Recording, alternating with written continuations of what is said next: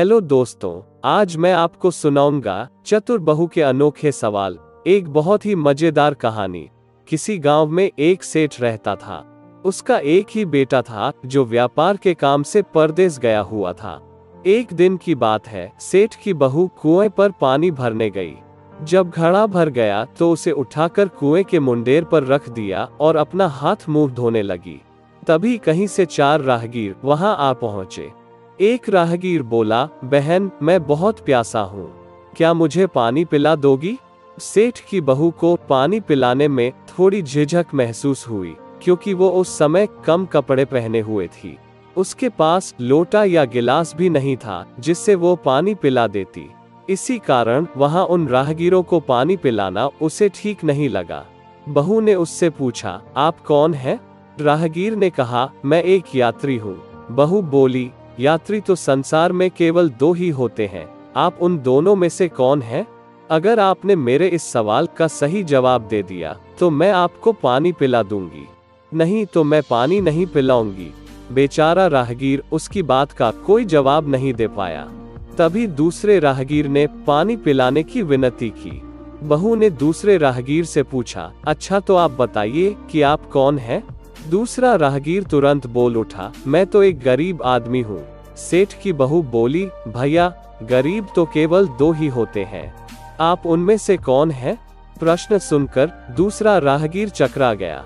उसको कोई जवाब नहीं सूझा तो वो चुपचाप हट गया।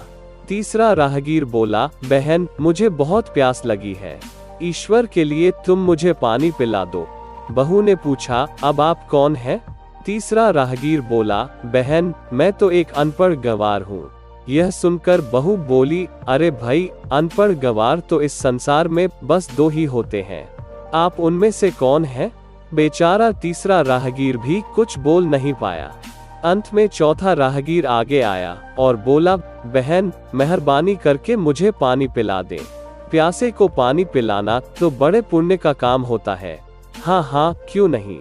सेठ की बहू बड़ी ही चतुर और होशियार थी। उसने चौथे राहगीर से पूछा, आप कौन हैं? वह राहगीर अपनी खींच छिपाते हुए बोला, मैं तो बहन बड़ा ही मूर्ख हूँ। बहू ने कहा, मूर्ख तो संसार में केवल 2 ही होते हैं, आप उनमें से कौन हैं? वो बेचारा भी उसके प्रश्न का उत्तर नहीं दे सका। चारों पानी पिए बगैर ही वहां से जाने लगे तो बहू बोली, यहाँ से थोड़ी ही दूर पर मेरा घर है, आप लोग कृपया वहीं चलिए, मैं आप लोगों को पानी पिला दूंगी। चारों राहगीर उसके घर की तरफ चल पड़े। बहू ने इसी बीच पानी का घड़ा उठाया और छोटे रास्ते से अपने घर पहुंच गई। उसने घड़ा रख दिया और अपने कपड़े ठीक तरह से पहन लिए। इतने में वे चारों राहगीर उसके घर पहुंच गए। बहू ने उन सभी को गुड़ दिया और पानी पिलाया। पानी पीने के बाद वे राहगीर अपनी राह पर चल पड़े। सेठ उस समय घर में एक तरफ बैठा यह सब देख रहा था।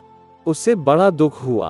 वो सोचने लगा, इसका पति तो व्यापार करने के लिए परदेस गया है और यह उसकी गैर हाजिरी में पराए मर्दों को घर बुलाती है, उनके साथ हंसती बोलती है, इससे तो मेरा भी लिहाज नहीं है।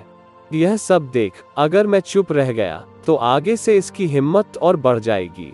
मेरे सामने इसे किसी से बोलते बतियाते शर्म नहीं आती तो मेरे पीछे न जाने क्या क्या करती होगी। फिर एक बात यह भी है कि कोई बीमारी अपने आप ठीक नहीं होती, उसके लिए वैद्य के पास जाना पड़ता है। क्यों न इसका फैसला राजा पर ही छोड़ दूं। यही सोचता वह सीधा राजा के पास जा पहुंचा और अपनी परेशानी बताई। सेठ की सारी बातें सुनकर राजा ने उसी वक्त बहू को बुलाने के लिए सिपाही बुलवा भेजे और उनसे कहा, तुरंत सेठ की बहू को राजसभा में उपस्थित किया जाए।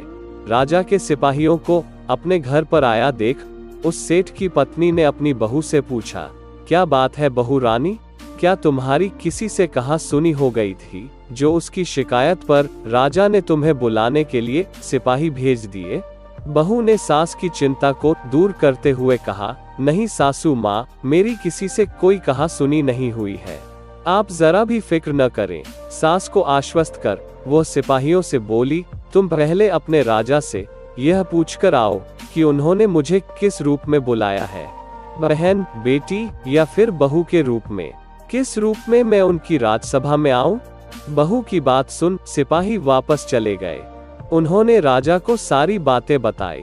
राजा ने तुरंत आदेश दिया कि पालकी लेकर जाओ और कहना कि उसे बहू के रूप में बुलाया गया है।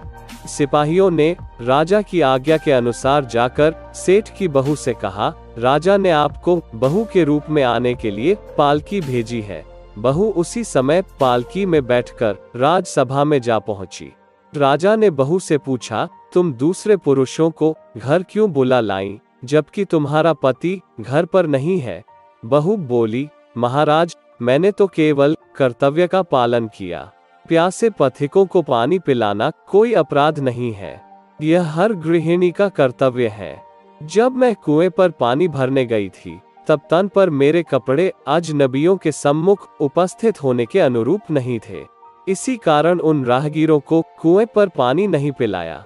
उन्हें बड़ी प्यास लगी थी और मैं उन्हें पानी पिलाना चाहती थी। इसलिए उनसे मैंने मुश्किल प्रश्न पूछे और जब वे उनका उत्तर नहीं दे पाए तो उन्हें घर बुला लाए। घर पहुंचकर ही उन्हें पानी पिलाना उचित था। राजा को बहू की बात ठीक लगी। राजा को उन प्रश्नों के बारे में भी जानने की बड़ी उत्सुकता हुई जो बहू ने चारों राहगीरों से पूछे थे। राजा ने सेठ की बहू से कहा, भला मैं भी तो सुनूं कि वे कौन से प्रश्न थे जिनका उत्तर वे लोग नहीं दे पाए। बहू ने तब वे सभी प्रश्न दोहरा दिए। बहू के प्रश्न सुन राजा और सभासद चकित रह गए। फिर राजा ने उससे कहा, तुम खुद ही इन प्रश्नों के उत्तर दो। हम अब तुमसे यह जानना चाहते हैं। बहू बोली, महाराज, मेरी दृष्टि में पहले प्रश्न का उत्तर है कि संसार में सिर्फ दो ही यात्री हैं, सूर्य और चंद्रमा। मेरे दूसरे प्रश्न का उत्तर है कि बहू और गाय इस पृथ्वी पर ऐसे दो प्राणी हैं जो गरीब हैं। अब मैं तीसरे प्रश्न का उत्तर सुनाती हूँ। महाराज, हर इंसान के साथ हमेशा अनपढ़ गवारों की तरह जो हमेशा चलते रहते हैं, वे हैं भोजन और पानी। चौथे आदमी ने कहा था कि वह मूर्ख है, और जब मैंने उससे पूछा कि मूर्ख तो दो ही होते हैं, तुम उनमें से कौन से मूर्ख हो, तो वो उत्तर नहीं दे पाया। इतना कहकर वह चुप हो गई। राजा ने बड़े आश्चर्य से पूछा, क्या तुम्हारी नजर में इस संसार में सिर्फ दो ही मूर्ख हैं? हाँ महाराज, इस घड़ी इस समय मेरी नजर में सिर्फ दो ही मूर्ख हैं। राजा ने कहा, तुरंत बतलाओ कि वे दो मूर्ख कौन हैं। इस पर बहू बोली, महाराज, मेरी जान बख्श दी जाए तो मैं इसका उत्तर दूं। राजा को बड़ी उत्सुकता थी यह जानने की कि वे दो मूर्ख कौन हैं। सो उसने तुरंत बहू से कह दिया, तुम निसंकोच होकर कहो, हम वचन देते हैं तुम्हें कोई सजा नहीं दी जाएगी। बहू बोली, महाराज, मेरे सामने इस वक्त बस दो ही मूर्ख हैं। फिर अपने ससुर की ओर हाथ जोड़कर कहने लगी, पहले मूर्ख तो मेरे ससुर जी हैं, जो पूरी बात जाने बिना ही अपनी बहू की शिकायत राज दरबार में की। अगर इन्हें शक हुआ ही था तो ये पहले मुझसे पूछ तो लेते, मैं खुद ही इन्हें सारी बातें बता देती। इस तरह घर परिवार की बेइज्जती तो नहीं होती। ससुर को अपनी गलती का एहसास हुआ। उसने बहू से माफी मांगी। बहू चुप रही। राजा ने तब पूछा, और दूसरा मूर्ख कौन है? बहू ने कहा, दूसरा मूर्ख खुद इस राज्य का राजा है, जिसने अपनी बहू की मान मर्यादा का जरा भी ख्याल नहीं किया और सोचे समझे बिना ही बहू को भरी राजसभा में बुलवा लिया। बहू की बात सुनकर राजा पहले तो क्रोध से आग बबूला हो गया, परंतु तभी सारी बातें उसकी समझ में आ गईं। समझ में आने पर राजा ने बहू को उसकी समझदारी और चतुराई की सराहना करते हुए उसे ढेर सारे पुरस्कार देकर सम्मान सहित विदा किया। धन्यवाद दोस्तों।